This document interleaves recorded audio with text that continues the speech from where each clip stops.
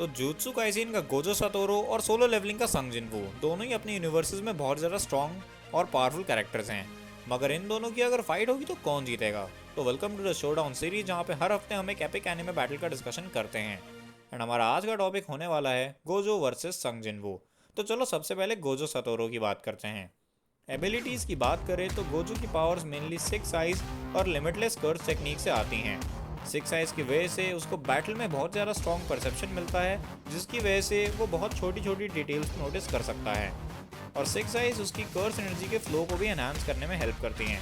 वहीं पे limitless curse technique उसको स्पेस को एक एटॉमिक लेवल पे मैनिपुलेट करने में हेल्प करती है, और इसकी मैनिपुलेशन की वजह से वो इन्फिनिटी बैरियर भी क्रिएट कर सकता है, जिसकी वजह से उसको टच करना नेक्स्ट टू इम्पॉसिबल हो जाता है। लिमिटलेस कर्स टेक्निक की वजह से वो बहुत ज़्यादा स्ट्रॉन्ग अटैक जिसका नाम हॉलो पर्पल है उसको भी यूज़ कर सकता है। इन सब के साथ साथ इसके पास डोमेन एक्सपेंशन है जिसका नाम है अनलिमिटेड वॉइड, जो कितना ज़्यादा स्ट्रॉन्ग है वो हमने जोगो के अगेंस्ट फाइट में देख लिया था। गोजो की स्ट्रेंथ की बात करें तो इस बंदे का डिफेंस बहुत ज़्यादा स्ट्रॉन्ग है। ये स्पेस को बहुत माइन्यूट लेवल तक पे मैनिपुलेट कर सकता है, और ये कितना डिस्ट्रक्टिव है वो मुझे बताने की ज़रूरत नहीं है। बस इतना जान लो कि जेजे के यूनिवर्स में बस 4 स्पेशल ग्रेड सॉर्सरर्स हैं, उन चारों में भी गोजो सबसे ज़्यादा स्ट्रॉन्गेस्ट है। बात करें गोजो की लिमिटेशंस की तो इसकी सारी एबिलिटीज़ कर्स एनर्जी पे बहुत ज़्यादा रिलाई करती हैं, और तो और उसके डोमेन एक्सपेंशन की भी एक टाइम लिमिट है। हालांकि सिक्स आइज की वजह से उसका परसेप्शन बहुत अच्छा है, बट वो उसको सिर्फ एनिमी को एनालाइज करने में ही हेल्प करती हैं। और ये ज़रूरी नहीं है कि अगर आप एनिमी के बारे में जानते हो तो आप उसको फाइट में भी हरा ही दोगे। तो ये तो बात हो गई गोजो की। अब बात करते हैं संग जिनवू की। तो जिनवू की एबिलिटीज़ की बात करें तो उसने सबसे वीकेस्ट हंटर से अपनी शुरुआत की थी, बट स्लोली उसके पास खुद को इन्फिनिटली लेवल अप करने की एबिलिटी आ गई।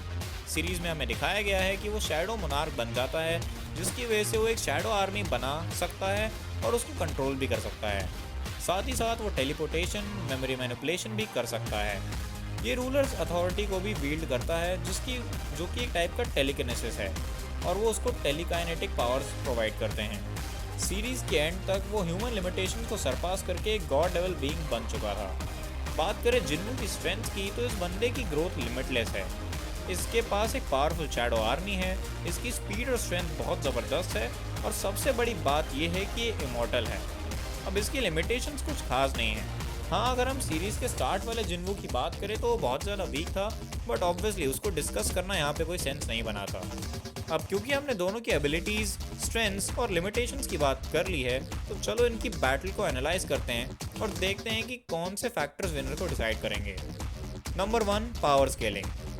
अब टू द पॉइंट बात करूं तो संग जिन्वू की पावर लेवल्स गोजो से बहुत आगे हैं। जिन्वू के पावर लेवल्स और शैडो आर्मी इतने स्ट्रॉन्ग है कि वो एक प्लैनेट को ईजिली डिस्ट्रॉय कर सकते हैं।